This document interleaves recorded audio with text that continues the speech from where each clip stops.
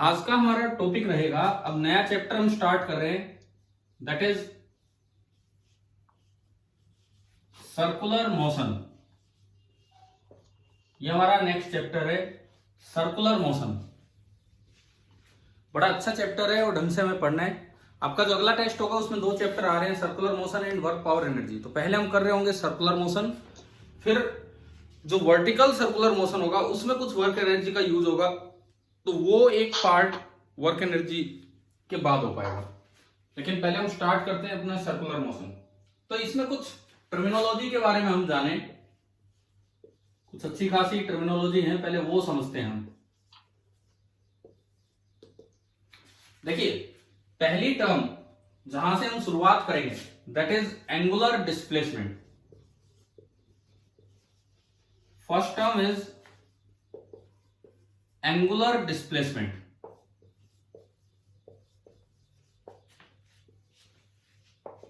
क्या मतलब है इस चीज का वो सुने आप। सपोज कोई चीज सर्कल में घूम रही है, ये सर्कल का सेंटर है, तो एक रेफरेंस लाइन ले लो आप। एक रेफरेंस लाइन, जैसे मान लो इस रेडियल लाइन को मैंने बोल दिया कि this is the reference line.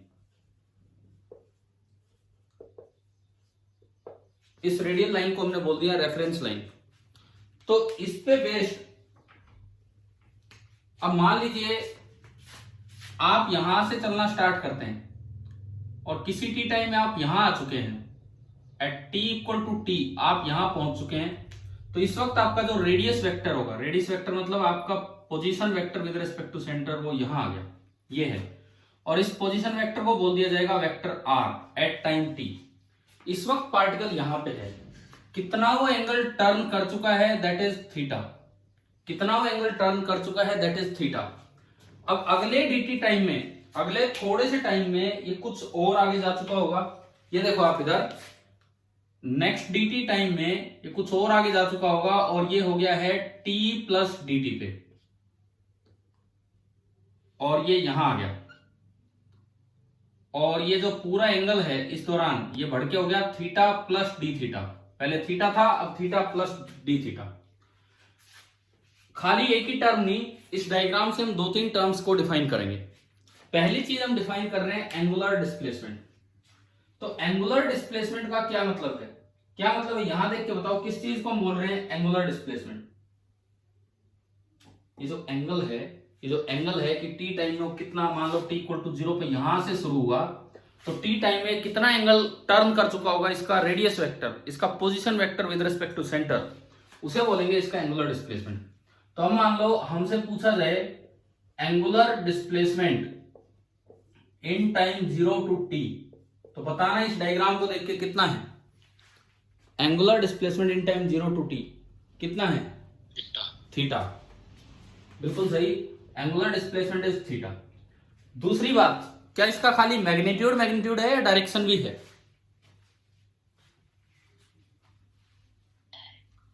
बोलो। डायरेक्शन भी है। और ये कौन सी डायरेक्शन है? पॉजिटिव नेगेटिव नहीं, ये है एंटी क्लॉकवाइज डायरेक्शन। ठीक है ना, ठीक है भाई, कन्वेंशन उसको पॉजिटिव मान लेते हैं, ये एंटी क्लॉकवाइज डायरेक्शन है। लेकिन वेक्टर कैसे बनेगा? अब देखो एक और चीज, हमने कभी जब वेक्टर पढ़ा था तो कभी ये नाम लिए थे axial vectors, polar vector, yes sir, है ना। तो आज वो 2-3 एक्सियल वेक्टर्स की शुरुआत हो रही है, angular displacement, angular velocity, angular acceleration, ये सब एक्सियल वेक्टर है।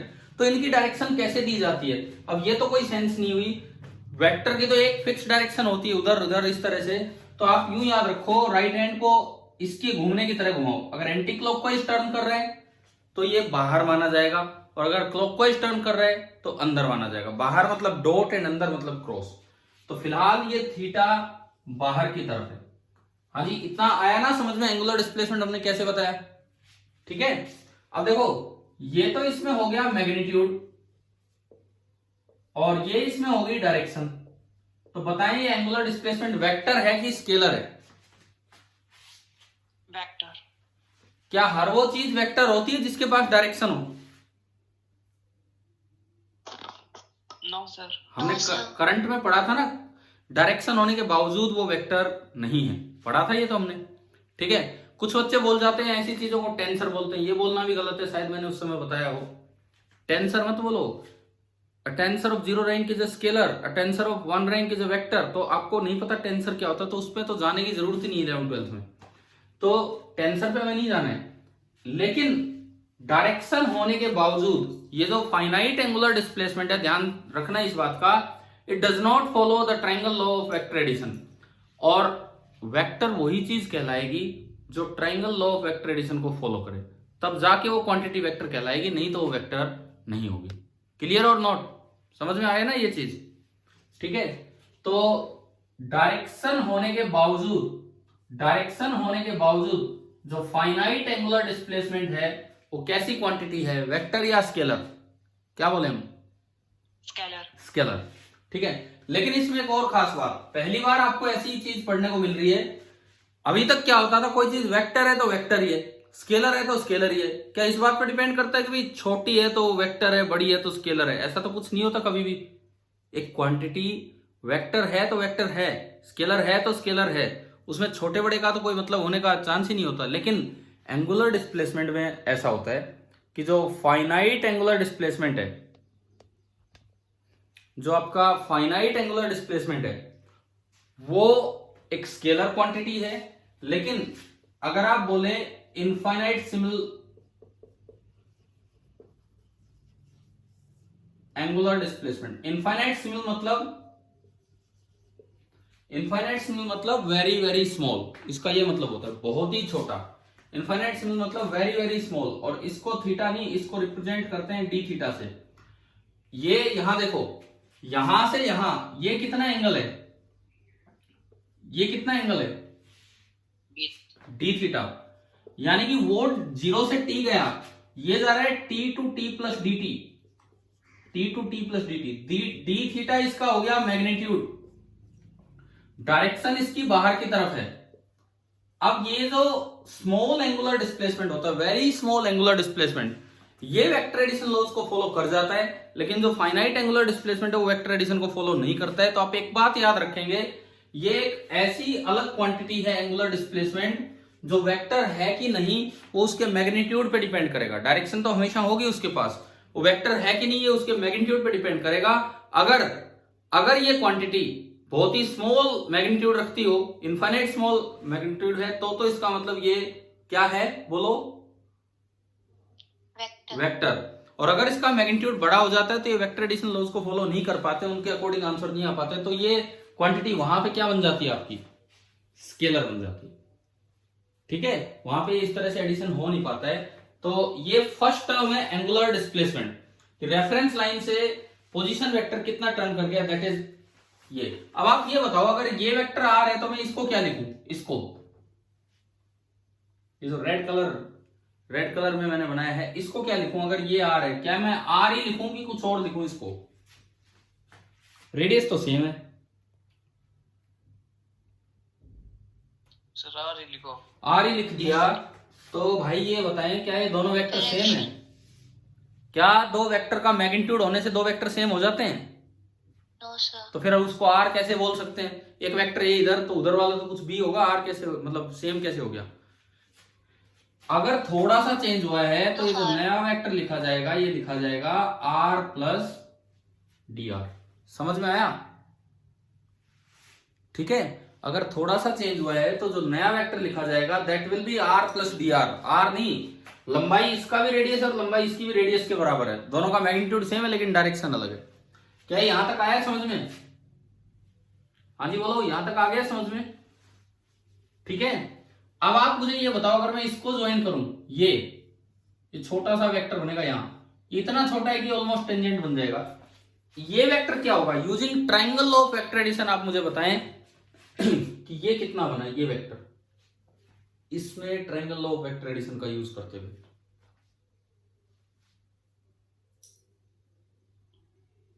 बोलिए, कौन से दो वेक्टर सेम ऑर्डर में हैं? ये और ये सेम ऑर्डर में दिख रहे हैं, ये और ये सेम ऑर्डर में, और तीसरा अपोजिट ऑर्डर में। ट्रायंगल ऑफ वेक्टर एडिशन क्या कहता है? कि जो दो वेक्टर सेम ऑर्डर में होते हैं, तीसरा जो अपोजिट ऑर्डर वाला वो उनके रिजल्टेंट के बराबर है ना भाई? पता है ना ये तो हमें? ठीक है, तो ये आर में कुछ जुड़ा तब ये आया, आर में क्या जुड़ा तब ये आया, बताओ तो ये क्या है? dr, यानी कि ये जो आपका वेक्टर बना है dr है, और ये इतना छोटा है कि ऑलमोस्ट टेंजेंशियल है, ऑलमोस्ट टेंजेंशियल है। बड़ा होता तो सेकेंड वगैरह बनता भी टेंजेंट है। अब वेलोसिटी, एक लीनियर वेलोसिटी एक टर्म होती है कोई किसी भी पार्टिकल की। अगर इस वक्त मैं वेलोसिटी बताना चाहूं तो हमें पता है कि वेलोसिटी हमेशा पाथ के टेंजेंशियल होती है, जानते हैं आप सभी ये बात तो, है ना भाई? वेलोसिटी हमेशा पाथ के टेंजेंशियल होती है। और इस वक्त अगर मैं इंस्टेंटेनियस वेलोसिटी लिखना चाहूं, वो एक पोलर वेक्टर है, वो कोई एक्सियल वेक्टर नहीं है, वो तो एक लीनियर टर्म है। Instantaneous velocity by definition, instantaneous velocity होती है ds बाई dt, पता है सभी को? ठीक है, और यहां अगले dt टाइम में डिस्प्लेसमेंट dr हुआ, तो मेरे पास इस पहली टर्म को डिफाइन करने से एक फॉर्मूला आ गया कि जब भी कभी सर्कल में रेडियस वेक्टर r होगा t टाइम पे, तो जो लीनियर वेलोसिटी होगी, एंगुलर वेलोसिटी की मैं बात नहीं कर रहा हूं, जो लीनियर वेलोसिटी होगी that will be equal to dr by dt। क्या ये समझ में आ गया? yes, ठीक है, फर्स्ट टर्म हमने डिफाइन की और उससे एक रिलेशन निकाल लिया कि v is equal to d r by d t, where r is the radius vector, position vector of the particle with respect to centre at any time t। Initial यहां से शुरुआत हो उसको r नॉट बोल देते हैं कि भाई ये इनिशियल था, ये r है और ये r प्लस डी आर है, dt टाइम में जो बदलाव हुआ वो। शायद क्लियर हो गया होगा। अच्छा, बोर्ड साफ साफ नजर आ रहा है या छोटे दिख रहे हैं ज्यादा? क्लियर है सर, क्लियर है, ठीक है। चलिए अब सेकंड टर्म पे चलते हैं। तो एंगुलर डिस्प्लेसमेंट कब स्केलर है कब वेक्टर है, बताओ, याद हो गया होगा? अगर छोटा है, small, infinitely small, very very small है तो वेक्टर है, और फाइनाइट है तो वो स्केलर है। अब हम सेकंड टर्म पे आते हैं। Second term that is angular velocity.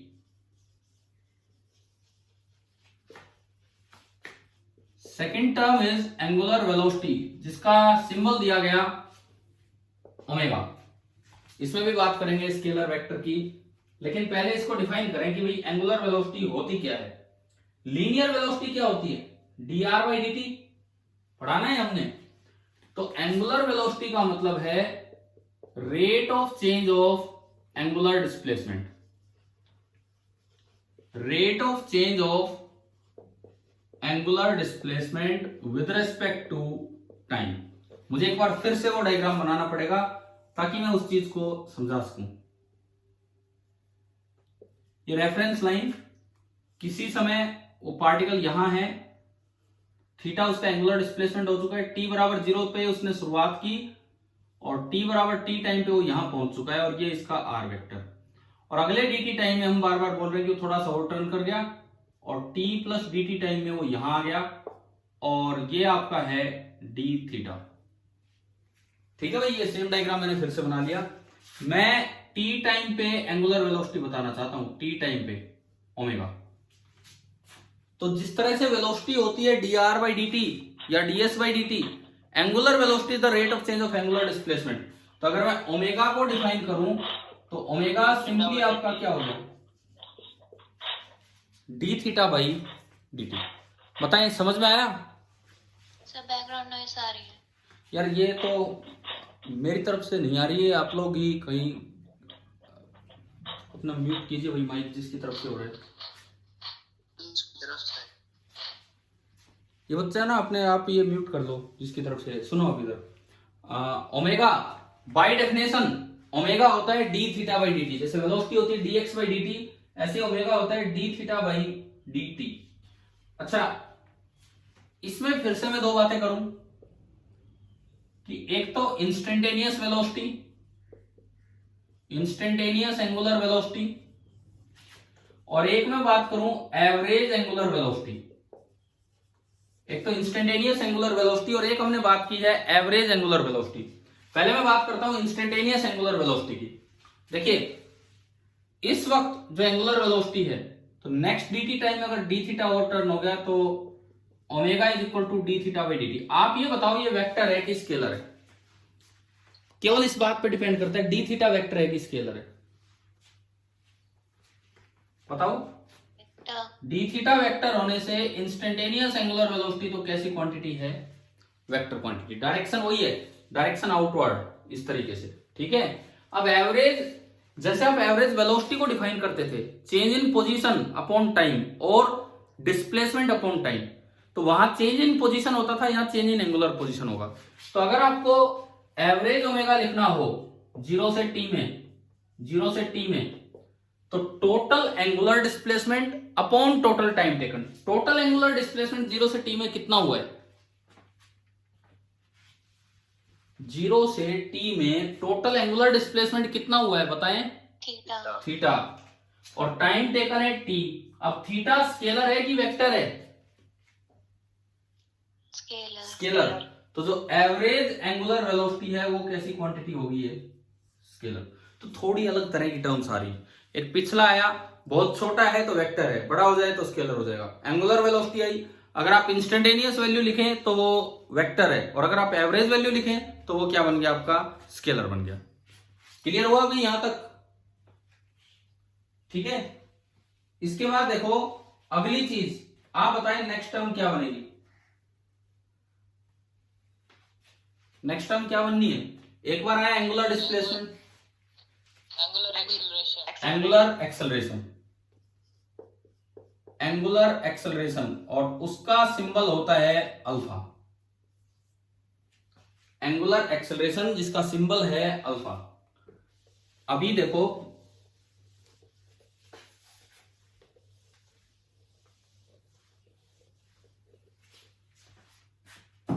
Alpha का क्या मतलब है?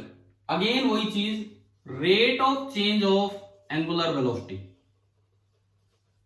Rate of change of angular velocity with respect to time. Rate of change of angular velocity with respect to time. देखते हैं कैसे। आज ही मैंने थोड़ा सा स्टैंड दूर रख रखा है, और दिन के मुकाबले दूर रखा हुआ है। और दिन तो शायद मैं आपको इतना नजर भी नहीं आता हूँ, खाली बोर्ड ही नजर आता है। तो इसलिए पूछ रहा था क्या बोर्ड अब भी क्लियरली विजिबल है कि नहीं? विजिबल है। ठीक है, तो फिर इतना ही ठीक हो, बहुत पास हो जाता है यार, उसमें आधी बार कट होते रहते हैं इधर उधर के। देखिए rate of change of angular velocity with time, यानी कि अगर आप अल्फा को लिखना चाहें तो simply D omega by d t, ये होगा। इसका क्या मतलब है कि आप टी टाइम पे यहां थे, आप टी टाइम पे यहां थे, और आपकी स्पीड ओमेगा थी, और आप थीटा टर्न कर चुके थे। अगले dt टाइम में आप थोड़ा सा और टर्न कर गए डी थीटा, और मैं कह रहा हूं आपकी स्पीड भी थोड़ी चेंज होगी, और वो चेंज हो गई, कितनी होगी? Omega plus d omega. वो बड़ी होगी कि कम हुई होगी वो डिपेंड करता है कि एंगुलर एक्सेलरेशन किधर है। अगर इसी सेंस में एंगुलर एक्सेलरेशन है अल्फा, तो एंगुलर स्पीड बड़ी होगी, और अगर अपोजिट सेंस में होगा तो कम हुई होगी। और किसी डायरेक्शन में हो तो उसका कंपोनेंट देखा जाएगा कि इधर आएगा कि उधर आएगा। तो मैंने मान लिया थोड़ी देर के लिए कि अल्फा इधर ही है, तो यानी कि ओमेगा बढ़ गया। तो अल्फा की डेफिनेशन है D omega by d T, कि अगर ओमेगा भी टाइम के साथ चेंज हो रहा है तो किस रेट से एंगुलर वेलोसिटी चेंज होती जा रही है, दिस इज अल्फा। अब इसमें देखो हमने पहला फर्स्ट टर्म जब डिफाइन की तो उसमें रिलेशन लेके आए v is equal to d r by d t, है ना भाई। सेकेंड टर्म जब हमने डिफाइन की उसमें रिलेशन आया omega is equal to d theta by d t. अब हम थर्ड टर्म पे हैं, alpha is equal to d omega by d t. अगर मैं टाइम हटाना चाहूं तो इसको और भी तरीके से लिख सकता हूं, multiplying numerator and denominator by d theta. तो मैं इसको यूं भी लिख सकता हूं D theta by d T into D omega by d theta. आप बताएं क्या ये और ये सेम है कि नहीं? बोलो, क्या ये और ये सेम लिखा है कि नहीं? यस सर, है ना।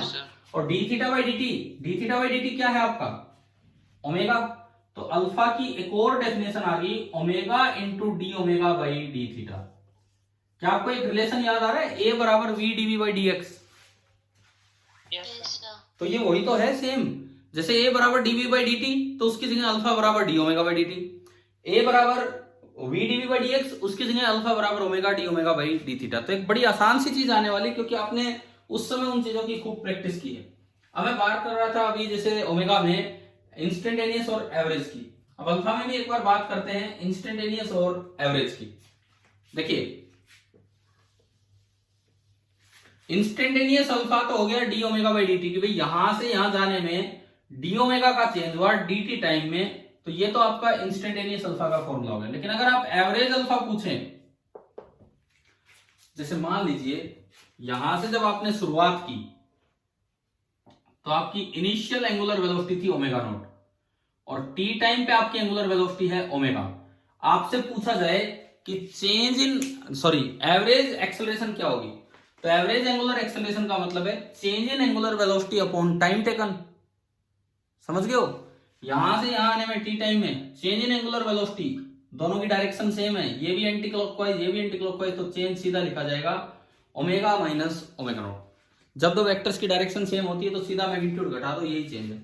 और टाइम टेकन आपका हो गया टी। आप बताएं कि आपको एवरेज एंगुलर एक्सेलरेशन समझ में आया कि नहीं आया, क्या होता है? हाँ भाई बोलो। ठीक है, अब सुनिए, angular displacement very small vector finite scalar, angular velocity instantaneous vector average scalar. आप बात करो एंगुलर एक्सेलरेशन की, अगर इंस्टेंटेनियस वैल्यू लिखते हो ये तो वेक्टर है, एवरेज वैल्यू बताओ वेक्टर है कि स्केलर है?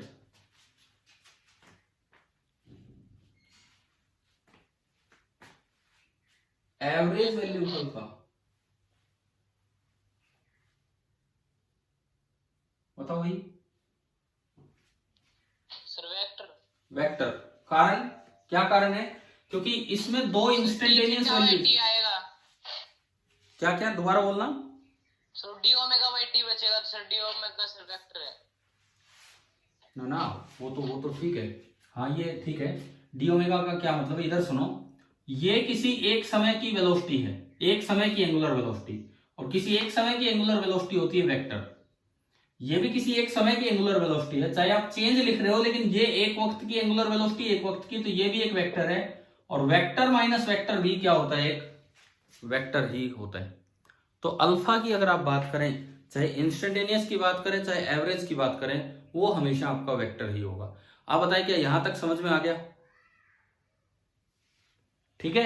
Yes sir. अब देखिए, अब कुछ चीजें जैसे हमने वेलोसिटी पढ़ी और एक एंगुलर वेलोसिटी पढ़ी, तो हमें बड़ा क्लियरली इनके बीच में रिलेशन पता होना चाहिए, क्योंकि सर्कुलर मोशन में जब पार्टिकल होगा तो उसमें एंगुलर वेलोसिटी भी होगी और उसमें हर वक्त लीनियर टेंजेंशियल वेलोसिटी भी होगी। तो सबसे पहली चीज जो अभी हम डेराइव कर रहे होंगे, that is relation between v vector and omega vector. ये चीज हम देखना चाहेंगे। मान लो ये इस तरह से है, और देखो भाई जरूरी नहीं कि आप इसको t बराबर 0 बोलो, इस समय को आप t बराबर t भी बोल सकते हो, कहीं भी हो सकता है पार्टिकल। मैं कहता हूं इस समय पार्टिकल यहां है और ऊपर जा रहा है, इस तरह से क्लॉकवाइज जा रहा है, एंटी क्लॉकवाइज सॉरी। तो इस वक्त जो इसका पोजीशन वेक्टर बना वो ये बना, दैट इज वेक्टर r। अब मैं चाहता हूं कि वेलोसिटी लिखूं, तो थोड़ी सी देर के बाद ये पार्टिकल जो है वो यहां आ गया, t is equal to t plus d t, ये पार्टिकल यहां आ गया। नया आर वेक्टर क्या लिखा जाएगा, आर प्लस डी आर, और ये थोड़ा सा टर्न किया, इसको हम क्या बोलते हैं, डी थीटा। आ रहा है समझ में यहां तक? ठीक है। और ये एक बहुत छोटा सा वेक्टर बनेगा जो ऑलमोस्ट इसके टेंजेंट ही होगा, चाहिए आप ये बनाओ, और इसको आप बोल सकते हैं डी आर। आप एक बार ये बताओ कि आपको ये डायग्राम आ गया समझ में? बोलिए, इतना टाइम आप जवाब लेने में। Yes sir. Yes sir. इधर इसकी एंगुलर वेलोसिटी ओमेगा। सबसे पहली बात, लीनियर वेलोसिटी बाय डेफिनेशन है d r by d t, and angular velocity by definition है d theta by d t. दोनों वेक्टर हैं, लीनियर वेलोसिटी ये है और एंगुलर वेलोसिटी ये है। अब किसी तरह से आप डी आर और डी थीटा में रिलेशन बताओ कि क्या होगा। ये डायग्राम आपके सामने है, ये डायग्राम आपके सामने है, इस डायग्राम को देखते हुए आप डी आर, देखो जो मैं बोल रहा हूं उन पे, डी आर और डी थीटा में रिलेशन बताओ कि क्या होगा। इस सर्कल का रेडियस आर मान लो, इस सर्कल का जो रेडियस है वो आप मान लीजिए r. Let r be the radius. अब अगर आर रेडियस है तो इसका ये मतलब है वेक्टर आर का मैग्नीट्यूड भी और vector r plus d r का मैग्नीट्यूड भी, दोनों ही आपके कितने हैं, आर। ठीक है, कभी पढ़ा हमने length of the arc is equal to radius into central angle in radian. Yes sir. तो ये डी आर ऐसा है कि चाहे इसे टेंजेंट बोल दो, चाहे सीधा बोल दो, चाहे आर्क लेंथ बोल दो, कोई फर्क ही नहीं है। So length of the arc d r, length of the arc, length की मैं बात कर रहा हूं, ये लो, length of the arc d r is equal to radius, radius आपका है आर इंटू सेंट्रल एंगल, और ये जो सेंटर पे एंगल बनाया है वो कितना है, डी थीटा। ये बताओ ये रिलेशन आया समझ में, कैसे लिखा हमने, length of the arc is equal to radius into central angle. Clear है ना सभी को यहां तक? Yes sir. Dividing both the sides by dt, इसको भी मैंने dt से डिवाइड किया और इसको भी dt से डिवाइड किया। dr बाई dt किसका मैग्नीट्यूड है, dr बाई dt वेलोसिटी का। d थीटा बाई dt किसका मैग्नीट्यूड है, एंगुलर वेलोसिटी का। और एक बच गया r, तो एक छोटा सा रिलेशन मैग्नीट्यूड वाइज तो मेरे पास सीधा आ गया एक बार में, length of the arc is equal to radius into central angle, दोनों साइड dt से डिवाइड किया, तो मेरे पास एक सीधा फॉर्मूला आया कि जो लीनियर वेलोसिटी होगी that will be equal to angular velocity into radius of the arc. ये बताओ क्या ये यहां तक क्लियर हो गया कि नहीं? हाँ जी भाई बोलो। मैग्नीट्यूड का रिलेशन तो ये हुआ, लेकिन हमें पूरा वेक्टर फॉर्म में चाहिए कि क्या डायरेक्शन होगी क्या नहीं होगी ये सब। तो यहां 3 वेक्टर मुझे दिख रहे हैं, तो भाई ये तो इतने से में बन गया, जरा से उसमें रिलेशन बन गया। अब डायरेक्शन की बात करता हूं। सबसे पहली बात, इस वक्त ये यूं घूम रहा है, पार्टिकल यूं घूम रहा है और मैं इस समय देख रहा हूं, इस वक्त वेलोसिटी वेक्टर किधर है? वेलोसिटी वेक्टर हमेशा होता है पाथ के टेंजेंशियल, तो इस वक्त वेलोसिटी वेक्टर तो किधर है, ऊपर है ना भाई, दिख गया है आपको वेलोसिटी वेक्टर पाथ के टेंजेंशियल। इस वक्त ओमेगा वेक्टर किधर है, डायरेक्शन, ये एंटी क्लॉकवाइज घूम रहे हैं, तो ओमेगा बाहर है कि अंदर है, आउटवर्ड। आउटवर्ड, ये ओमेगा आउटवर्ड। और इस वक्त पोजीशन वेक्टर किधर है, रेडियस वेक्टर, ये बना हुआ है इस समय। जिस देखो dt आगे जाना तो हमारी मजबूरी है, इंस्टेंटेनियस को डिफाइन करने के लिए हमें dt आगे तो जाना पड़ेगा, लेकिन इस वक्त हम देख रहे हैं तो इस वक्त r वेक्टर इधर है। तो मैंने आपको 3 डायरेक्शंस दिखा दी, v ऊपर, ओमेगा बाहर और r आगे। ओमेगा और r के बीच का एंगल बताओ कितना है, इनमें देख के ओमेगा वेक्टर और r वेक्टर के बीच का एंगल बताओ कितना है, 90 डिग्री। 90 डिग्री। अब मैं देखता हूं उस रिलेशन को, मैं थोड़ा आगे बढ़ाता हूं, v is equal to omega into r, तो मैं इसको यूं भी लिख सकता हूं ओमेगा इंटू आर इंटू 1, है ना भाई, और साइन 90 डिग्री 1 ही होता है, तो मैं इसको यूं भी लिख सकता हूं v is equal to omega into r into sine of 90 degree. Clear और नॉट क्लियर ना यहां तक? अब ओमेगा और आर के बीच का एंगल थीटा है, a b sine theta, dot product में आता है कि क्रॉस प्रोडक्ट में? बोलिए, दो वेक्टर्स का डॉट प्रोडक्ट करें तब साइन थीटा आता है या क्रॉस प्रोडक्ट करें तब साइन थीटा आता है? क्रॉस प्रोडक्ट, यानी कि यहां से दो चांसेस बने, either v vector is omega cross r और v vector is r cross omega. Either v vector is omega cross r और v vector is r cross omega. समझ में आ रहा है क्या यहां तक? ठीक है, अब हमें वेरीफाई करना होगा कौन सा सही है और कौन सा गलत है। क्या आप सभी बच्चों को राइट हैंड थंब रूल लगाना आता है? Right hand thumb rule. Yes sir. तो देखो एक बार मैं r क्रॉस ओमेगा की डायरेक्शन चेक करता हूं, r क्रॉस ओमेगा, r किधर है इस डायग्राम में, देखिए r किधर है, आगे, ठीक है, ओमेगा किधर है, omega outward. Outward, r cross omega बताओ किधर बनेगा, राइट हैंड ये रहा मेरा, अगर मैं आर पे हाथ रखूं, इस तरह रखूं कि ओमेगा की तरफ घूम के आए, तो अंगूठा किधर जा रहा है? नीचे। नीचे। तो आर क्रॉस ओमेगा तो डाउनवर्ड होगा, और ओमेगा क्रॉस आर किधर होगा? अपवर्ड। यानी कि आर क्रॉस ओमेगा की डायरेक्शन तो डाउनवर्ड है और ओमेगा क्रॉस आर की है अपवर्ड। अब आप चेक करो हमारी वेलोसिटी की क्या डायरेक्शन है इसमें, तो कौन सा रिलेशन सही है? अपवर्ड वेलोसिटी डायरेक्शन ये सही है कि ये सही है? फर्स्ट वाला। तो मेरे पास एक रिलेशन आ गया कि v vector is equal to omega vector cross r vector. ये हमारा रिलेशन निकल के आया, v vector is equal to omega vector cross r vector. तो भाई ये रिलेशन याद रखना है, मैग्नीट्यूड वाइज सीधा याद रखो v बराबर ओमेगा आर, डायरेक्शन वाइज पूरा वेक्टर फॉर्म है तो v vector is equal to omega cross r. बड़ा काम का रिलेशन है ये। क्या यहां तक आ गई क्या बात समझ में? ठीक है। Yes sir. अब देखो, अब मैं बात करता हूं कि जब पार्टिकल सर्कुलर मोशन में चलेगा तो उसकी एक्सेलरेशन क्या होगी, इसकी तरफ हम चलेंगे थोड़ी देर। अब देखो एक बहुत अच्छा चैप्टर स्टार्ट हुआ है, क्योंकि इसमें ना कुछ पीछे का रिवीजन होगा, क्योंकि पहला पार्ट इसका काइनेमेटिक्स का रहेगा जो हम पीछे पढ़ के आए, दूसरा पार्ट इसका डायनेमिक्स का रहेगा जिसमें कुछ जो फ्रिक्शन वगैरह में पढ़ा उन सब चीजों का यूज होना है, न्यूटन्स लॉ का यूज होना है, ये सारी की सारी चीजें हम रिपीट करेंगे। और फिर जो वर्टिकल सर्कुलर मोशन है उसके लिए वर्क एनर्जी पढ़ना पड़ेगा, तब जाके वो पढ़ पाएंगे। तो एक ढंग का चैप्टर है, साथ साथ जो काम मिले वो करते रहना। देखो आप लोगों ने परफॉर्मेंस अच्छी दी है इस बार भी, 2 सवाल थोड़ा चेंज कर दिए गए पता नहीं क्यों। मैं शाम को एक सीपीपी डिस्कस कर रहा हूं आपके साथ, कोई बच्चा लेट आया हो तो सुन ले। सीपीपी नंबर 37 केवल पुराने सवाल हैं, लेकिन आपको करने हैं उनमें एक फॉर्मूले में मैंने एक करेक्शन भी करके दिया, क्योंकि मैंने जब कैलकुलेट किया तो कुछ और निकल के आया था, वो मैंने कहीं और से देखा था जहां फॉर्मूला ही गलत लिखा हुआ था।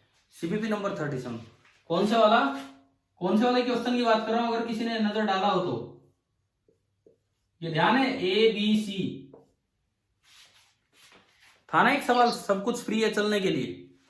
ठीक है, मैंने आपको 3 फॉर्मूले बताए थे, AA, AB एंड AC। वो किसी सोर्स से मैंने लिए थे, नेट से, तो पहले मैं उस पर विश्वास कर गया था, मेरे को लगा कि सही होगा क्योंकि कोचिंग सेंटर का वो था कोई मटेरियल, बट उसमें अभी जब हमने कैलकुलेट किया ये सही है, ये सही है, ये वाला उसमें गलत था। तो मैंने आपको आज सीपीपी में तीनों सही करके दे दिए हैं कि अब आप वो कैलकुलेट करें, और प्लस जितने भी उसमें 7, 8, 9 सवाल हैं एक बार वो सारे ट्राई करके रखें। शाम को 40 मिनट के एक लेक्चर में हम वो चीजें डिस्कस कर रहे होंगे। ठीक है, टाइम है सर उसका? क्या लेक्चर का टाइमिंग क्या है? टाइमिंग मैं आपसे ही पूछ रहा हूँ, किस समय चाहते हो, कब तक आप कर लोगे अटेम्प्ट, बात ये है ना। और भाई सुनो पूरी क्लास, ठीक है सुनो मेरी बात, सुनो पूरी क्लास। आप लोग ऐसे लेक्चर्स को मजाक में उड़ा देते हो जो मैं एक्स्ट्रा लगाता हूं, उसमें अगर 10 ही बच्चे हैं क्लास में या 10 भी नहीं है, फिर फायदा क्या हो रहा है इस चीज का? मतलब वही 10 बच्चे सीरियस है, उन्हीं के नंबर आ रहे हैं। फिर ये क्लास ज्यादा इंपॉर्टेंट होती है, ये थ्योरी वाले ये जो इस टाइप की क्लासेस तो आप कहीं से भी पढ़ ही लोगे, बल्कि ये जो एक्स्ट्रा क्लासेस वाला काम है वो ज्यादा इंपॉर्टेंट है। फिजिक्स का कोई पार्ट आप मिस नहीं करेंगे, ठीक है। और ये जो आज असाइनमेंट दिया है ये आप आज ट्राई करके रखें, और फिर हम डिस्कस करते हैं। 7 बजे बाद का आप कह रहे हैं तो शाम को देख लेंगे, ठीक है, बता दूंगा, मैं आपके ग्रुप पे डाल दूंगा।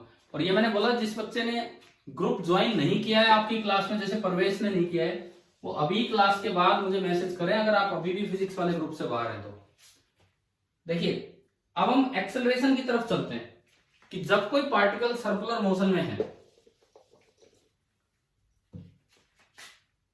ये एक काइनेमेटिक्स की एक चीज रिपीट होगी। अब यहां पे मान लो ये एक पार्टिकल है और फिलहाल ये v वेलोसिटी से इधर जा रहा है, लेकिन इसकी डायरेक्शन भी चेंज होने लग रही है, मैग्नीट्यूड भी वेलोसिटी का चेंज हो रहा होगा, डायरेक्शन भी चेंज हो रही होगी, दोनों बातें हो रही हैं। अब बाय डेफिनेशन एक्सेलरेशन तो होता है dv बाई dt, है ना भाई, ये तो हम काइनेमेटिक्स में पढ़ के जाते हैं। आपने कभी पढ़ा है काइनेमेटिक्स में कि जो एक्सेलरेशन होता है उसका अलोंग द वेलोसिटी जो कंपोनेंट होता है वो तो वेलोसिटी का मैग्नीट्यूड चेंज करता है, और उसका परपेंडिकुलर टू वेलोसिटी जो कंपोनेंट होता है वो डायरेक्शन चेंज करते हैं, जिनको हमने नाम दिया था सेंट्रीपिटल और रेडियल, ये तो डायरेक्शन वाला, और टेंजेंशियल जो मैग्नीट्यूड वाला है ना भाई, याद है ये चीजें। डॉट और क्रॉस की टर्म्स में हम उनके फॉर्मूले भी निकाल के लाए थे, a dot b a cross b, इस तरह से याद होगा ये सब पार्ट, ठीक है। तो अब ये टॉपिक में वो रिपीटेशन है उसी चीज का। देखिए मान लो let V is varying, V change हो रहा है both magnitude wise and direction wise. इसकी मैग्नीट्यूड भी चेंज हो रही है और इसकी डायरेक्शन भी चेंज हो रही है। तो इसमें देखो दो एक्सेलरेशन होंगे। पहली बात, ये इधर टर्न कर रहा है इधर, तो एक एक्सेलरेशन तो होगा टुवर्ड्स द सेंटर, जिसका काम होगा डायरेक्शन चेंज करना, और वेलोसिटी चेंज हो रही है। एक एक्सेलरेशन होगा अलोंग द टेंजेंट। अगर वेलोसिटी का मैग्नीट्यूड बढ़ रहा है तो वो ऊपर होगा, और अगर वेलोसिटी का मैग्नीट्यूड कम हो रहा है तो वो नीचे होगा। क्लियर? क्लियर ना? ठीक है। मान लो वेलोसिटी का मैग्नीट्यूड बढ़ रहा है, सर क्या दोबारा बताऊं? Yes sir. देखो मैं कहता हूं इसकी वेलोसिटी में दोनों वेरिएशन है, मैग्नीट्यूड भी चेंज हो रहा है, डायरेक्शन भी। डायरेक्शन चेंज करने वाली जो एक्सेलरेशन होगी वो तो होती है perpendicular to velocity and towards the centre of curvature. तो इस तरह का जो कर्वेचर उसका सेंटर इधर है, तो towards the centre of curvature जो कंपोनेंट है that is AC। This is known as centripetal acceleration और रेडियल एक्सेलरेशन, ठीक है। दूसरा जो कंपोनेंट है हम कह रहे हैं कि इसका मैग्नीट्यूड भी चेंज हो रहा है। मैग्नीट्यूड चेंज करने वाली एक्सेलरेशन होती है टेंजेंशियल एक्सेलरेशन। वो वेलोसिटी के अलोंग भी हो सकती है, वेलोसिटी के अपोजिट भी। अगर मैग्नीट्यूड टाइम के साथ बढ़ रहा है तो वो जो एक्सेलरेशन होगी वेलोसिटी के अलोंग होगी, और अगर मैग्नीट्यूड टाइम के साथ कम हो रहा है तो वो जो एक्सेलरेशन होगी वो वेलोसिटी से अपोजिट डायरेक्शन में होगी। समझ गए हो? मान लो वेलोसिटी का मैग्नीट्यूड बढ़ रहा है तो एक और एक्सेलरेशन जो होगी इसमें दैट इज टेंजेंशियल एक्सेलरेशन, और जो नेट एक्सेलरेशन जिसको आप ये ए बोल रहे हो ये क्या होगी? इन दोनों का रिजल्टेंट, ये आपका होगा वेक्टर ए। बताओ एक बार ये बात आई क्या समझ में डायग्राम? Yes sir. ठीक है। अब देखिए एक अच्छा टॉपिक है, पीछे हम पढ़ के आए हैं जरूरी से, लेकिन अब इकट्ठा पढ़ेंगे एक साथ। सुनो, वेलोसिटी ओमेगा और आर इधर है, this is r at this instant, इस इंस्टेंट पे ये आर वेक्टर है। ओमेगा यूं है, ये यूं घूम रहा है तो ओमेगा बाहर की तरफ है। तो हमने अभी थोड़ी देर पहले पढ़ा कि वेलोसिटी का मैग्नीट्यूड होता है ओमेगा क्रॉस आर, है ना? मानते हो? अभी तो किया ही है, ये तो समझ में आ ही गया होगा। Differentiating both the side with respect to time, तो d by d t of v is equal to d by d t of omega cross r. D by d t of v is equal to d by d t of omega cross r. dv by d t by definition acceleration है, तो ये तो a आ गया। अब ये बताओ आपको UV rule लगाना आता है वेक्टर में, डिफरेंशिएशन में? u इंटू वी रूल, एक function as it is into दूसरे का डिफरेंशिएशन प्लस ऐसे ही एक बार दूसरे का, सब पता है ना ये? तो बताओ फर्स्ट ब्रैकेट क्या बनेगी प्लस सेकंड ब्रैकेट क्या बनेगी? फर्स्ट ब्रैकेट आपकी बनेगी omega as it is cross dr by d t. Second bracket बोलिए क्या बनेगी? r इंटू ना जी ना ना ना ना ना ना ना, रुको रुको रुको रुको। पहली बात तो ये इंटू पिंटू मत करो इसमें, क्योंकि डॉट और क्रॉस है उनसे बात बनेगी। दोबारा बोलो, दोबारा बोलो। Sir d omega by d t cross r. हाँ, अभी जो बच्चा पहले बोल रहा था आप में से, उन्होंने आर को उठा के पहले कर दिया। क्या हमने मैथमेटिकल टूल्स के समय बताया है आपको कि यूवी रूल में वेक्टर में ऑर्डर चेंज नहीं किया जाता है? Yes sir. अगर ओमेगा क्रॉस आर है तो यहां भी ओमेगा क्रॉस आर ही रखो, यहां भी ओमेगा क्रॉस आर ही रखो। एक बार आर का डिफरेंशिएशन कर दो और एक बार किसका कर दो? ओमेगा का। एक बार आर का डिफरेंशिएशन कर दीजिए और एक बार ओमेगा का। समझ में आया? हाँ भाई, क्लियर है सभी बच्चों को ये वाली बात? यूवी रूल कैसे लगाया है? अब देखो a is equal to omega cross d r by d t. आज ही पढ़ा, आज का पहला रिलेशन क्या होता है? D r by d t आज का पहला रिलेशन था हमारा, linear velocity v plus d omega by d t क्या होता है? लिख दिया मैंने बोर्ड पे, d omega by d t alpha. आ गया क्या समझ में? हाँ भाई, ये स्टेप क्लियर है यहाँ तक?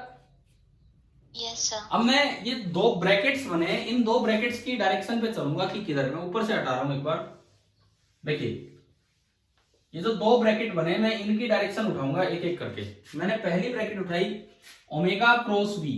एक बार मैं इस टर्म को एनालाइज करूं, राइट हैंड थंब रूल लगा के बताओ ये ओमेगा क्रॉस वी किधर है, ओमेगा किधर है, पहले तो ये बताओ, इसको देख के बताओ ओमेगा किधर है, इसको देख के बताओ ओमेगा किधर है, बाहर। और v किधर है, इसको देख के ऊपर। ऊपर। करो जी ओमेगा क्रॉस v, यहां पे ओमेगा क्रॉस v किधर होगा, ओमेगा पे हाथ रखना है ना। देखो मैं ओमेगा पे हाथ रख रहा हूं, v की तरफ घुमा रहा हूं, किधर जा रहा है ओमेगा क्रॉस v, टेंजेंट के अलोंग कि सेंटर के अलोंग, सेंटर के अलोंग। टेंजेंट नहीं, अगर कोई बच्चा बोला हो तो ओमेगा बाहर v ऊपर, ओमेगा क्रॉस v हमारी पहली टर्म बनी, ओमेगा क्रॉस v करेंगे तो अलोंग द सेंट्रीपिटल डायरेक्शन है। तो यानी कि ये जो एक्सेलरेशन है, ये वाली जो एक्सेलरेशन है, हम इसको बोल सकते हैं सेंट्रीपिटल और रेडियल एक्सेलरेशन। ये वाली जो acceleration I, this is the centripetal और रेडियल एक्सेलरेशन। अच्छा जी, दूसरी बात, दूसरी ब्रैकेट है आपकी अल्फा क्रॉस आर। अब एक बार इसका पता लगाते हैं कि किधर होगा। देखो आपने वेलोसिटी की डायरेक्शन में 80 माना है, तो वेलोसिटी बढ़ रही होगी टाइम के साथ कि कम हो रही होगी, मैग्नीट्यूड बढ़ रहा है, v बढ़ रहा है तो ओमेगा भी बढ़ेगा, बिकॉज v बराबर ओमेगा आर, तो ओमेगा बराबर v बाई आर, आर तो कांस्टेंट है तो v बढ़ा तो ओमेगा भी बढ़ेगा। अगर ओमेगा बढ़ रहा है तो जिधर ओमेगा होता है उधर ही अल्फा होता है, अगर ओमेगा बढ़ रहा है तो जिधर ओमेगा है उधर ही अल्फा है। यानी कि ओमेगा बाहर है तो अल्फा भी बाहर है, ओमेगा बाहर है तो अल्फा भी बाहर है। अब बताओ अल्फा क्रॉस आर किधर, मैं बनाता हूं फिर आपके लिए इसमें। देखिए अल्फा बाहर हो गया और आर आगे हो गया, हाँ भाई दिख रहा है ये, अल्फा बाहर आर आगे, तो अल्फा क्रॉस आर किधर, कैसे आ रहा है क्या समझ में? अल्फा पे हाथ रखा, आर की तरफ घुमाया तो टेंजेंशियल, समझ गए हो? ये अल्फा क्रॉस आर ऊपर जा रहा है, ऊपर जाने का मतलब एक्सेलरेशन का ये जो पार्ट बना है, ये दरअसल कौन सा एक्सेलरेशन बना है, टेंजेंशियल एक्सेलरेशन। तो असल में मेरे पास ये जो फॉर्मूला था, ये जो फॉर्मूला था vector a that is equal to a radial और ए टेंजेंशियल का वेक्टर सम, क्या आपको उनके अलग अलग एक्सप्रेशन मिल गए हैं कि नहीं दोनों के? ठीक है, तो मेरे पास फॉर्मूला आ गया, रिलेशंस में बढ़ोतरी हो रही है, रिलेशंस में बढ़ोतरी हो रही है। पहला relation v is equal to omega cross r, इस तरह के रिलेशन। दूसरा relation centripetal acceleration is equal to ये वाला ओमेगा क्रॉस v। तीसरा relation tangential acceleration is equal to ये वाला अल्फा क्रॉस आर। तो एक टाइप के तीन रिलेशन आपको मिल गए, समझ में आ गया कैसे लिखे हैं? हाँ भाई बोलो, क्लियर है ना ये रिलेशंस? Yes sir. अब हम एक बार इन दोनों एक्सेलरेशंस को अलग अलग करके उनके एक्सप्रेशन निकालते हैं कि क्या बनेंगे, अलग अलग करके। जैसे मैंने पहले निकाला सेंट्रीपिटल एक्सेलरेशन, पहले मैं इसको पढ़ता हूं। सेंट्रीपिटल एक्सेलरेशन का फॉर्मूला आया ओमेगा क्रॉस वी। तो अगर मैं इसका मैग्नीट्यूड निकालूं, डायरेक्शन तो मैं निकाल ही चुका हूं, towards the centre of curvature, magnitude निकालूं तो है omega into v into sine. कितना एंगल है ओमेगा और वी के बीच में? ओमेगा बाहर है और वी ऊपर है, 90 डिग्री। 90 डिग्री। साइन 90 डिग्री कितना होता है? 1। अब एक और रिलेशन जो आज हमने पढ़ा था magnitude wise, v is equal to omega into r. तो आप जब इसमें ओमेगा इंटू आर रखेंगे तो सेंट्रीपिटल एक्सेलरेशन एक ओमेगा पहले है और एक ओमेगा आर अब आया, तो ये क्या बन गया? सेंट्रीपिटल एक्सेलरेशन का एक और मैग्नीट्यूड का formula omega square into r. अच्छा एक और चीज, मैं यहां से ओमेगा को v बाई आर भी लिख सकता हूं, मैं यहां से ओमेगा को v बाई आर भी लिख सकता हूं। तो अगर आप ओमेगा को v बाई आर रखेंगे तो सेंट्रीपिटल एक्सेलरेशन का एक और फॉर्मूला आ गया, क्या बना? v square by r. ये 2-3 फॉर्मूले हैं जो सेंट्रीपिटल एक्सेलरेशन के मैग्नीट्यूड को दिखाते हैं। तो ये जो आपका सेंट्रीपिटल एक्सेलरेशन है इसका जो मैग्नीट्यूड है, पहला फॉर्मूला ओमेगा इंटू वी, दूसरा formula omega square r and तीसरा formula v square by r. ये सारे हमें याद हो जाने चाहिए। अभी तो हम डिराइव कर रहे हैं, समझ रहे हैं कि किस तरह से। हाँ जी भाई, हो गया क्लियर पहले वाला एक्सेलरेशन? ठीक है, यस ठीक है। दूसरी बात, एक एसी को मैंने ए क्रॉस वी की टर्म्स में मोड आपको पहले कभी बताया था। ए क्रॉस वी की टर्म्स में मोड वो देखिए आप। अगर मैं एसी का मैग्नीट्यूड लिख रहा हूं, एक फॉर्मूला अभी आया ओमेगा वी, एक फॉर्मूला आया omega cross r, omega square r, एक फॉर्मूला आया वी स्क्वायर बाई आर, और एक और वो फॉर्मूला जो काइनेमेटिक्स के समय में आपको दे चुका हूं, using cross product of a and v. अगर आपको ध्यान हो, कुछ इस तरह का था क्या?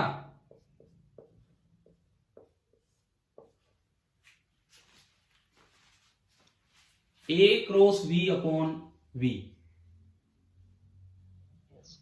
देखो इधर देखो, मान लो ए और बी के बीच का एंगल है थीटा, ए और बी के बीच का एंगल है थीटा, तो ए क्रॉस वी क्या बनेगा? ए क्रॉस वी, अरे बताओ ना, मैं आपको ये दोबारा समझा रहा हूं कैसे है। अगर मैं इसमें देखूं ये एंगल थीटा है, तो ए क्रॉस वी क्या बनेगा? A into v into sine theta, ठीक है। This is equal to a sine theta into v. अब ए साइन थीटा कौन सा कंपोनेंट है?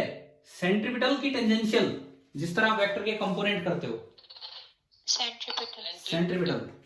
तो आप इसको लिख सकते हैं ए सी इंटू वी। जब आप इसको ए सी इंटू वी लिखोगे, वी से वी घट जाएगा, ओनली किसका मैग्नीट्यूड बचा? सेंट्रीपिटल एक्सेलरेशन का। अब मुझे एक बात बता दो, क्या ये तरीका याद आया है कि नहीं आया? हमने काइनेमेटिक्स में आपको सिखाया था ये मेथड। क्लियर हो गया होगा ना? ये काइनेमेटिक्स में 2-3 बार ये यूज किया। कहाँ? पैराबोला वाले पाथ में, जब आप प्रोजेक्टाइल को फेंकते थे तो उसमें पूछते थे हम कि जहां से फेंका उस जगह रेडियस ऑफ कर्वेचर बताओ, कि गया वहां बताओ रेडियस। तो उनमें इन चीजों का यूज हुआ करता था, ठीक है। उनमें हम इन चीजों का यूज किया करते थे रेडियस ऑफ कर्वेचर निकालने में। आप रिवाइज करना, वहां से आपको समझ में आएगा। तो वहां से देखा तो ये सेंट्रीपिटल एक्सेलरेशन का एक फॉर्मूला बना, mod of a cross v upon v. तो आप देख लो, फिर मैं दूसरी एक्सेलरेशन पे चल रहा हूं। सेंट्रीपिटल एक्सेलरेशन के अगर मैं फॉर्मूले इकट्ठे कर रहा हूं तो ये है वेक्टर फॉर्म में। तो सेंट्रीपिटल एक्सेलरेशन है ओमेगा क्रॉस वी, ये वेक्टर फॉर्म है। मैग्नीट्यूड वाइज सेंट्रीपिटल एक्सेलरेशन का मैग्नीट्यूड या तो ओमेगा वी या ओमेगा स्क्वायर आर या वी स्क्वायर, ये ऊपर लिखा हुआ है वैसे, वी स्क्वायर बाई आर, या फिर modulus of a cross v upon v. चलिए क्लियर हो गया सेंट्रीपिटल एक्सेलरेशन। इसका काम केवल एक ही है, डायरेक्शन चेंज करना। ये मैग्नीट्यूड चेंज नहीं कर सकता। इसकी डायरेक्शन किधर होगी? खुद की इसकी direction towards the centre of circle, towards the centre of circle. अब एक और छोटी सी बात, एक पार्टिकल यूनिफॉर्म स्पीड से घूम रहा है, सही तरीके से जवाब देना जो मैं पूछ रहा हूं। एक पार्टिकल यूनिफॉर्म स्पीड से घूम रहा है एक सर्कल में, तो आप ये बताओ, यूनिफॉर्म स्पीड से घूम रहा हो एक सर्कल में, आप ये बताओ कि उसकी सेंट्रीपिटल एक्सेलरेशन कांस्टेंट है कि वेरिएबल है? वेरिएबल। कैसे? दोबारा सुनिए मेरा सवाल क्या है। एक यूनिफॉर्म स्पीड से एक पार्टिकल एक सर्कल में घूम रहा है, किसी आर रेडियस के सर्कल में, तो उसकी सेंट्रीपिटल एक्सेलरेशन कांस्टेंट है कि वेरिएबल है? हर्षित ने कैसे? दोनों जवाब आ चुके हैं। पहले कांस्टेंट वाला बच्चा बताए, कैसे बता रहे हो? आपने ये देखा वी स्क्वायर बाई आर, क्या वी चेंज हो रहा है? मैंने कहा कांस्टेंट स्पीड से घूम रहा है। क्या आर चेंज हो रहा है? नहीं हो रहा है। तो वी स्क्वायर बाई आर भी कांस्टेंट, यानी कि मोड एसी तो क्या हो गया? कांस्टेंट, यानी कि सेंट्रीपिटल एक्सेलरेशन का मैग्नीट्यूड कांस्टेंट हो गया। लेकिन अब डायरेक्शन की बात करते हैं। जब वो यहां था तो डायरेक्शन इधर थी, लेकिन जब वो टॉप पे गया तो डायरेक्शन नीचे की तरफ होगी। जब वो इधर गया तो डायरेक्शन इधर की तरफ होगी। जब वो इधर गया तो डायरेक्शन इधर। क्या इस सेंट्रीपिटल एक्सेलरेशन की बार बार डायरेक्शन बदल रही है कि नहीं? Yes sir. तो क्या वो वेक्टर कांस्टेंट है? Centripetal acceleration vector vector variable है। हाँ, तो फिर वही बात है ना। कोई वेक्टर क्वांटिटी अगर आपसे पूछी जाए कांस्टेंट है कि नहीं, वो तभी कांस्टेंट होगी जब उसका मैग्नीट्यूड भी कांस्टेंट हो और उसकी डायरेक्शन भी कांस्टेंट हो। क्लियर है? तो even if the particle is revolving with constant speed, still the centripetal acceleration is variable. Magnitude wise वो कांस्टेंट हो सकती है, लेकिन डायरेक्शन वाइज वो क्या रहेगी? वेरिएबल। तो अभी बताओ सेंट्रीपिटल एक्सेलरेशन तक का पार्ट आ गया समझ में? ठीक है, अब मैं चलता हूं दूसरे पार्ट पे। सेकंड वाला जो था टेंजेंशियल एक्सेलरेशन, अब मैं चलता हूं टेंजेंशियल एक्सेलरेशन पे, उसको देखते हैं। जो हमारा दूसरा ब्रैकेट बना था टेंजेंशियल एक्सेलरेशन वाला, वो मैंने इधर लिखे हैं तीनों चीजें। ये आपका ब्रैकेट बना है अल्फा क्रॉस आर। जो आपका टेंजेंशियल एक्सेलरेशन बनता है that is alpha cross r. ये है आपका tangential acceleration alpha cross r. Alpha और आर के बीच का एंगल बताओ यहां से देख के। अल्फा है बाहर और आर ये रहा, तो अल्फा और आर के बीच का एंगल कितना है? 90 डिग्री। तो यहां से AT का जो मैग्नीट्यूड बनेगा, AT का मैग्नीट्यूड वो आएगा alpha into r into sine of 90 degree, यानी कि अल्फा इंटू आर। आर तो पढ़ा रहने दो, क्या अल्फा को मैं ये लिख सकता हूं मैग्नीट्यूड वाइज? मैग्नीट्यूड वाइज, हाँ जी बोलिए, लिख सकते हैं ना, D omega by d T. ठीक है, अब जब ये सर्कल में चलता है तो क्या रेडियस का मैग्नीट्यूड चेंज होगा? रेडियस वेक्टर नहीं कह रहा मैं, रेडियस खाली आर लंबाई नो सर। नहीं होगा। तो जिस तरह कांस्टेंट चीज डिफरेंशिएशन से बाहर आती है तो अंदर भी जा सकती है। तो ये बना d by d t of omega into r, और ओमेगा इंटू आर क्या होता है? v, speed, d by d t of speed, और you can say d by d t of mod of v, mod of v। तो इसका मतलब मेरे पास tangential acceleration का जो फॉर्मूला आ रहा है, टेंजेंशियल एक्सेलरेशन का मैं अगर लिखूं यहां से, तो दो एक्सप्रेशंस आ चुके हैं। ये तो था वेक्टर फॉर्म, ये तो है वेक्टर फॉर्म। अब जो स्केलर फॉर्म है, एक तो आया अल्फा इंटू आर और एक आ गया d by d t of mod v. तीसरा आप बताओ यहीं से देख के ए डॉट वी क्या होगा इस डायग्राम के अकॉर्डिंग? ए डॉट वी क्या होगा इस डायग्राम के according? A into v into cos theta, और you can say a cos theta into v. A cos theta कौन सा कंपोनेंट है? टेंजेंशियल, यानी कि ए डॉट वी को आप लिख सकते हो ए टी इंटू वी। जब ए डॉट वी को आप लिख सकते हो ए टी इंटू वी, तो ए टी आ गया a dot v upon modulus of v. अभी थोड़ी देर पहले ए सी का फॉर्मूला लिखा था, वो आया था a cross v upon mod of v, और ए टी का बन गया a dot v upon mod of v. तो भाई ये आपके एक्सप्रेशंस आए टेंजेंशियल एक्सेलरेशन के। अभी बताओ क्या एक्सप्रेशंस क्लियर हो गए? Yes sir. ठीक है, ये डॉट और क्रॉस वाले जानने इसलिए जरूरी हैं, कल को आपको कुछ नहीं दे रखा, आई कैप जे कैप के कैप में वेक्टर ए दिया, वेक्टर बी वी दिया, और आपसे पूछ ले बस टेंजेंशियल एक्सेलरेशन बताओ, तो आपको a dot v, a cross v, वो सब करके ना आंसर निकालना आना चाहिए। जैसे मान लीजिए एक अगर मैं इसी टाइप का कोई क्वेश्चन दूं आपको अभी, भाई आज सर्कुलर मोशन की हमने शुरुआत की है, आखिरी 10 मिनट बचे होंगे हमारे। कैसा लगा है चैप्टर? समझ में आने लगा है ठीक ठाक? शुरुआत में एक्सप्रेशन से शुरुआत हो रही है, समझ में आ रहे हैं एक्सप्रेशन? Yes sir. मान लो वी वेक्टर है, यस सर। सपोज कीजिए वी वेक्टर मुझे दे दिया 2i कैप प्लस जे कैप, या फिर 3i cap plus 4j cap. V vector ये दे दिया, और ए वेक्टर मुझे दे दिया इस किसी इंस्टेंट पे आई कैप माइनस जे कैप माइनस के कैप। एसआई यूनिट में एट टाइम टी आपको एक सवाल में ये दो वेक्टर दे दिए, आप ये नहीं बता रखा ये सर्कल में चल रहा है नहीं चल रहा, कुछ नहीं, बस मुझे वी और ए वेक्टर दे दिया। सवाल सीधा आ गया, find centripetal acceleration and find tangential acceleration. करो भाई ये सवाल कीजिए।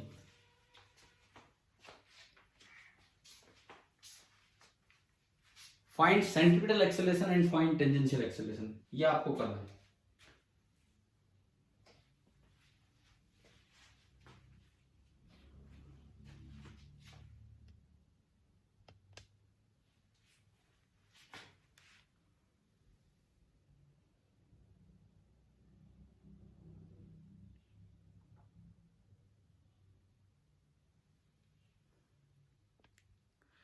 एक बच्ची है, अभी यहाँ पे मैंने नाम पढ़े, विनीता यादव।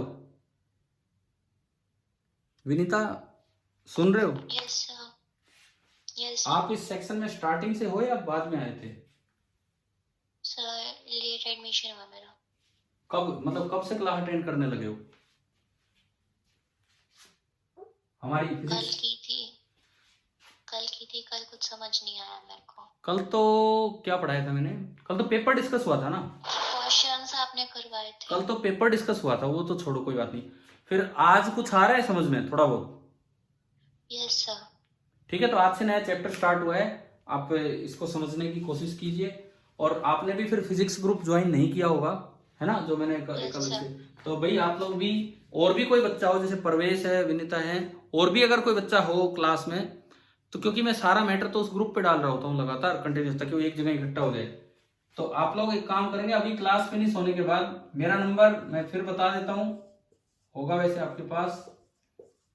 आप इस नंबर पे अपना नेम एंड सेक्शन, मतलब क्लास, ये लिख देना, +1 नॉन मेडिकल भी, और वो लिख देना भाई फिजिक्स ग्रुप ज्वाइन करना। मैं अभी करवा दूंगा क्लास फिनिश होने के थोड़ी देर बाद। इसके जस्ट बाद तो कंटिन्यूस मेरी 10th की क्लास है, उसके बाद मैं आपको करवा दूंगा 2 बजे के बाद। तो तब तक आप ये काम करना, ताकि आपको शाम तक मैसेज भी मिले, कोई एक्स्ट्रा क्लास होती कुछ होती, नहीं तो पता ही नहीं लग पाएगा फिर कब है कब नहीं। चलिए, ये सवाल कर लिया बाकी बच्चों ने ट्राई? वी वेक्टर और ए वेक्टर दिया और कुछ नहीं दिया हमें, वी वेक्टर और ए वेक्टर दिया और कुछ भी नहीं दिया। तो अब देखो, सबसे पहले मुझे निकालना है सेंट्रीपिटल एक्सेलरेशन। तो उसका फॉर्मूला है mod of a cross v upon v, ये इसका फॉर्मूला है। तो सबसे पहले आपने ए क्रॉस वी किया, ए क्रॉस वी। अब जिन बच्चों को डिटरमिनेंट बनाना आता है आप वो फॉलो कीजिए, आई कैप, जे कैप, के कैप। ए के 3 क्या क्या हैं? 1, -1, -1। वी के 3 कंपोनेंट 3, 4 एंड 0। विनीता, ये आता है क्या आपको डिटरमिनेंट मैथ्स का पार्ट? Yes sir. ठीक है, क्या इससे पहले किसी और सेक्शन में थे क्या?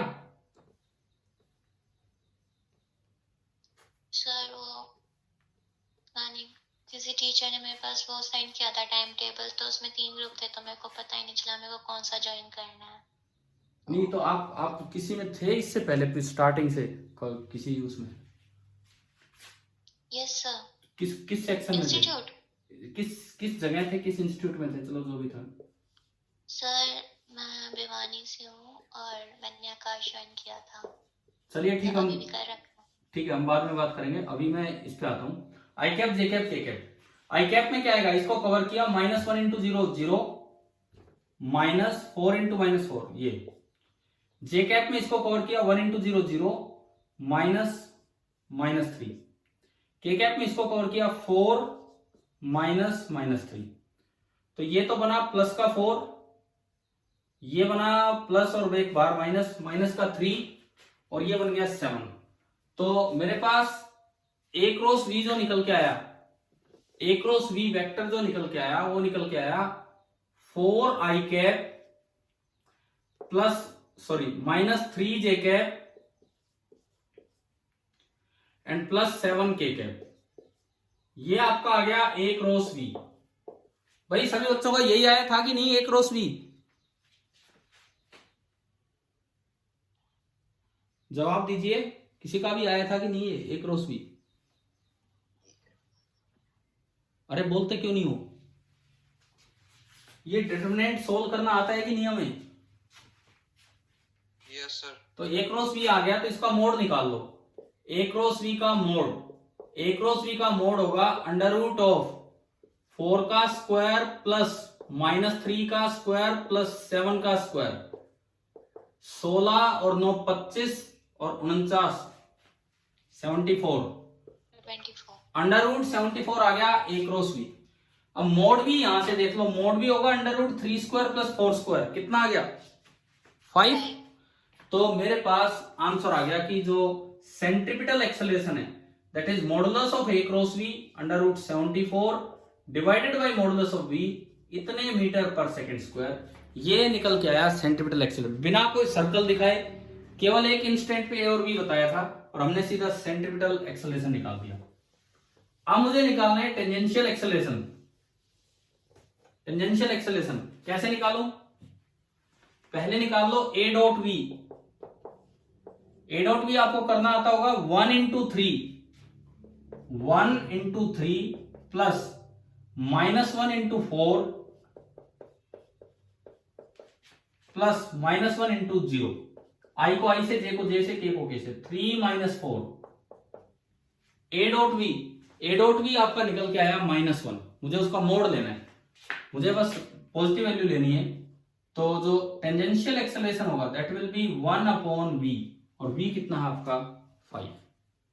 आप माइनस भी लगा सकते हैं, आप चाहें तो माइनस भी लगा सकते हैं। माइनस साइन ये बताता है कि इसकी स्पीड बढ़ नहीं रही है बल्कि इसकी स्पीड कम होने लग रही है। तो मेरे पास ये दोनों आ गए, at आ गया, ac आ गया। बताओ केवल a और v को देख के दोनों निकालने आ गए कि नहीं? आपको कैसे निकालने हैं? ठीक है, यस सर। अब आप ये बताओ अगर नेट एक्सेलरेशन पूछे इन दोनों से तो at टेंजेंशियल है, ac इधर है, नेट एक्सेलरेशन स्क्वायर करके ऐड कर दे तो नेट आ जाएगा। ठीक है, अगर कभी किसी चीज में दोनों एक्सेलरेशंस होते हैं तो आप क्या करो, नेट एक्सेलरेशन कभी जरूरत पड़े और at ac आपको दे रखा हो तो नेट एक्सेलरेशन होगा that will B at² plus ac²। एक बार इसमें करते हैं, at² 1/5 का स्क्वायर 1/25 प्लस ac² 75/25 75/25 कितना आया √3। आप वेरीफाई करो बिकॉज आपको एक्सेलरेशन दे रखा था, आपको टोटल एक्सेलरेशन दे रखा था। आप यहां से वेरीफाई कर लो, इससे वेरीफाई हो गया हमारे आंसर सही है। हमने क्या किया, उन दोनों आंसर से a निकाला और √3 आया। एक बार यहां से देखो a है कितना magnitude, yes sir, √1² plus √-1² plus √-1² यानी कि √3। तो ये एक वेरिफिकेशन है कि नेट एक्सेलरेशन इस तरह से। और अगर किसी सवाल में ये चीज ना होती, कहीं और से आप AC और AT निकाल के लाते तो नेट एक्सेलरेशन फिर आपका वहां से आ गया होता। चलो भाई, अब ये बताओ, ये आ गया आपको सारा समझ में? यहां तक सर्कुलर मोशन की शुरुआत। ठीक है, आपका जो अगला जो लेक्चर होगा नेक्स्ट 8 बजे के आसपास होगा और जिसमें मैं सर्कुलर मोशन नहीं, मैं आपको क्या करवाऊंगा, जो CPP 37 है वो डिस्कस करेंगे। जिसके पास वो नहीं है वो एक बार वो ग्रुप ज्वाइन करे और मैं उसको अलग से भी भेज दूंगा जो भी है। ठीक है, थैंक यू।